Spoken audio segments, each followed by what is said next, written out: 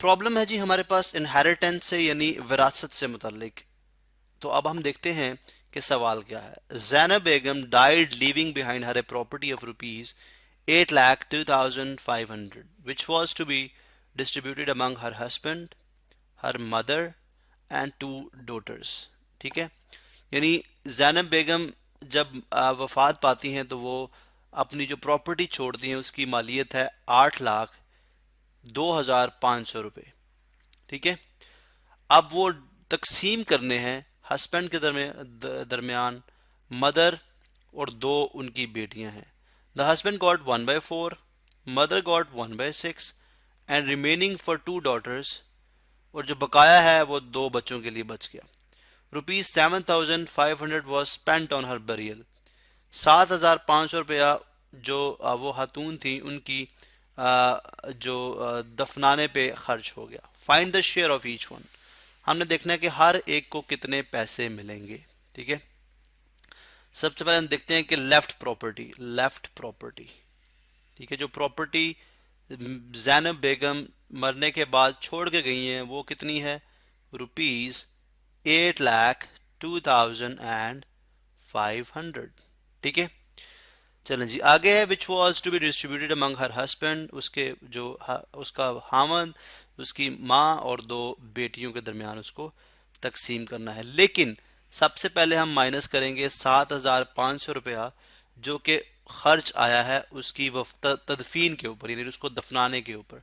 तो बरियल जो है यानी एक्सपेंडिचर या एक्सपेंस ऑन बरियल, एक्सपेंस या बरियल एक्सपेंस ही मैं इसको लिख देता हूँ, बरियल एक्सपेंस। ठीक है, वो कितना है? माइनस में लिखूंगा 7,500। तो आप कैलकुलेटर पे ही कर लें डायरेक्टली।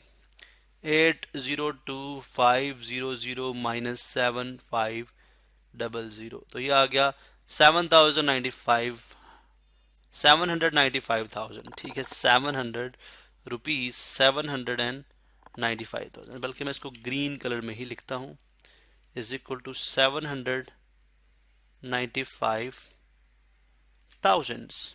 ठीक है, ये बकाया पैसे बच गए हैं जो कि अब उन लोगों में यानी जो उसके वरसा हैं उनमें तकसीम किए जाएंगे। सबसे पहला जो हक होता है वो हस्बैंड का है। ठीक है, यानी जब देने की बारी आएगी तो हस्बैंड को मिलता है 1/4। तो हस्बैंड शेयर। अब ये कैसे किया जाता है? अगर मैं इसके टोटल 4 हिस्से करूं तो उसका एक हिस्सा हस्बैंड को मिलेगा, यानी 7,9,500 के अगर मैं 4 हिस्से कर लूं इक्वल, तो डिवाइडेड बाय 4 करूंगा तो इसमें से एक जो हिस्सा होगा वो हस्बैंड को मिलेगा। ठीक है, चलें जी हम थोड़ा सा इसको सॉल्व करते हैं। यानी अगर आप इसको डिवाइड कराएंगे तो आपके पास आएगा 1,98,750, या अगर मिलियन में देखेंगे तो 198,750, यानी इतने रुपीज जो है वो हस्बैंड को मिलेंगे। ठीक है, इसी तरह मदर शेयर, यानी साथ ही यहाँ पे इसी अमाउंट में से जो उसकी माँ है, ठीक है, उसको भी हिस्सा मिल जाएगा। ठीक है, वो उसने क्वेश्चन में भी बता रखा है कि the husband got 1/4, mother got 1/6।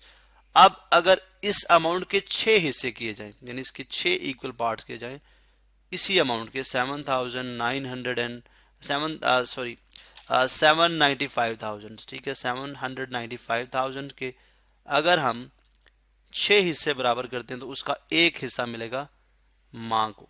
तो अगर आप ये करते हैं तो ये आता है 132,500। ठीक है, यानी 1,32,500 या 132,500 इतने पैसे मिलेंगे मदर को। तो अब हम देखते हैं रिमेनिंग अमाउंट।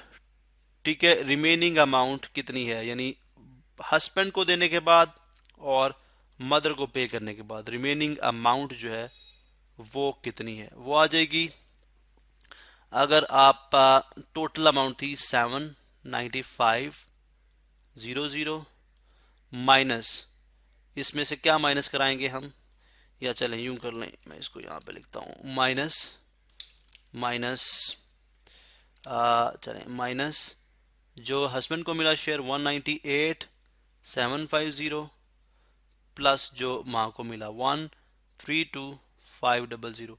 इन दोनों को ऐड करेंगे और टोटल में से माइनस कर देंगे, टोटल में से माइनस कर देंगे, जो कि बनता है 463750, 463750।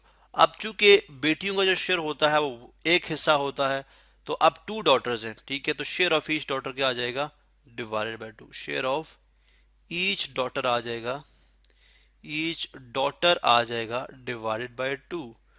463750 डिवाइडेड बाय टू करेंगे तो ये आ जाएगा ₹2,31,875 या 231,875।